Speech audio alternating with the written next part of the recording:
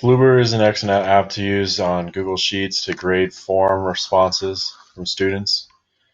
Now to download Floober, we go to add-ons, and we go, since I already have it, it's right here, but since you don't, you go to get add-ons,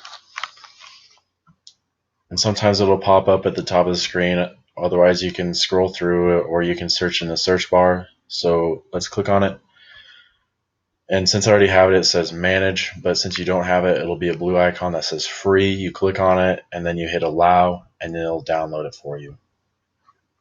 Now to use Flubaroo, we go to add-ons and hit Flubaroo, and since I've already graded this assignment, it'll say regrade assignment, but yours will say grade assignment. So let's hit that.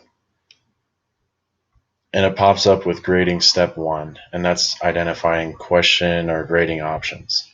And since Flubaroo doesn't know who you are and forms doesn't allow non-anonymous responses, you'll have to put in questions that say, what is your name or what is your email?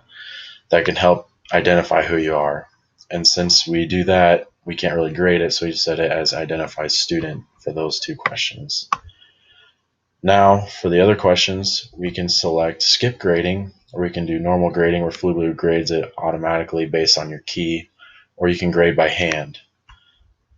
And here we can select the amount of points that each question is worth from 1 to 10. So once you have figured out your settings, you can hit continue to move on to step 2, and that is identifying the key. Now Flubaroo doesn't know what the answers to your questions are, so you must fill out your own response, making sure that all the answers are correct, and you select that as your key, and then you continue.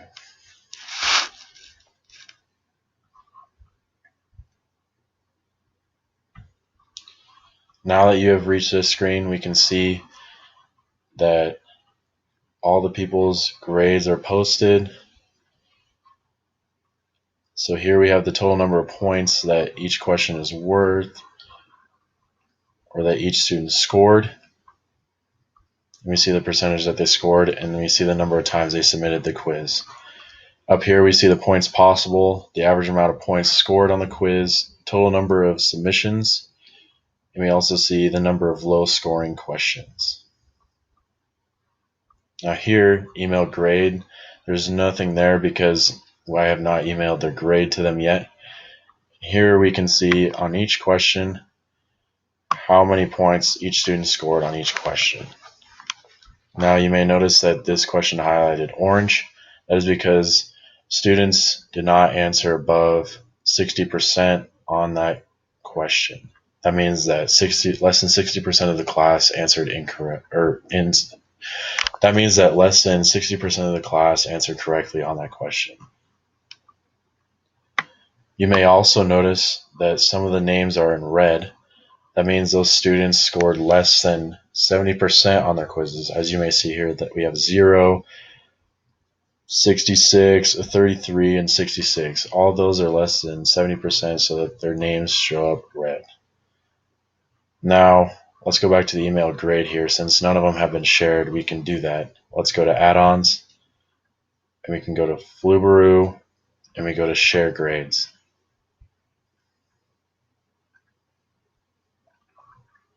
Now you select what email address question that you want to use, and since there's multiple options here, we'll select what is your email, since that's the one we need. And you can share just by email or just to Google Drive, or you can share to both, but since it's the typical way, we'll select by just email. And you can also choose to send a list of questions and scores. You can also choose to include the answer key, and you can also include a message. So we'll say good job. And after you have selected all that, we'll hit continue.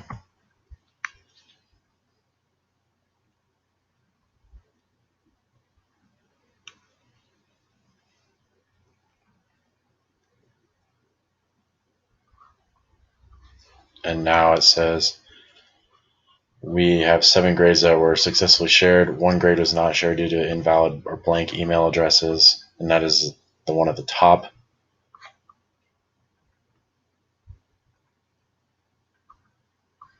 And so you'll notice that all the valid email addresses have an X in the email grade.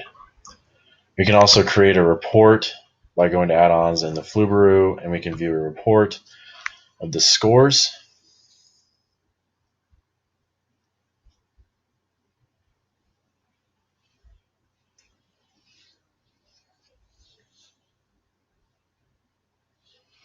Now we can see here a list or show the amount of points that classes typically responded with.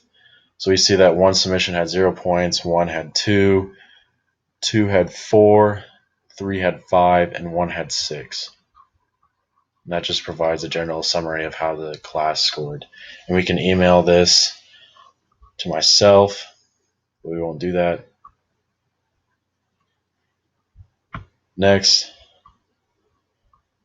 I'll show you advanced options. We can go to advanced options.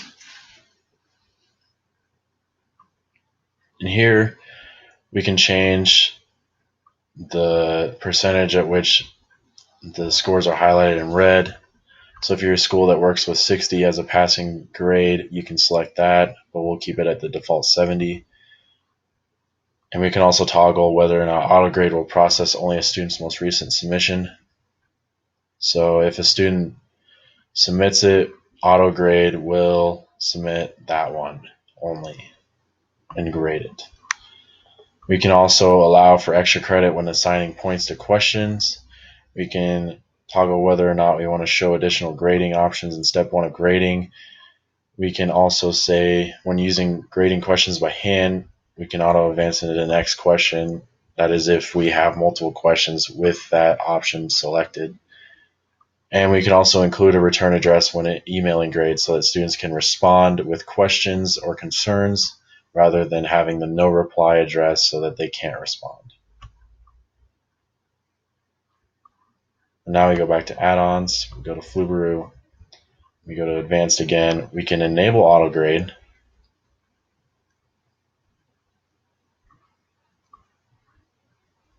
And we select yes.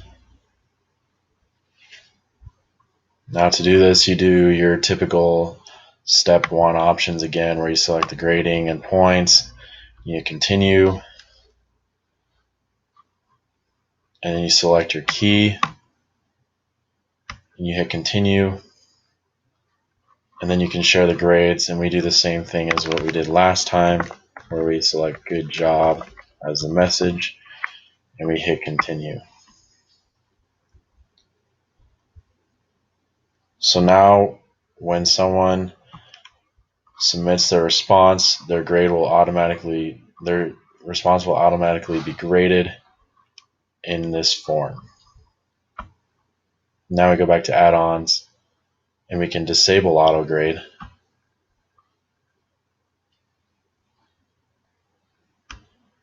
We go back to Flubaroo, we can go to advanced again, and we can set the language.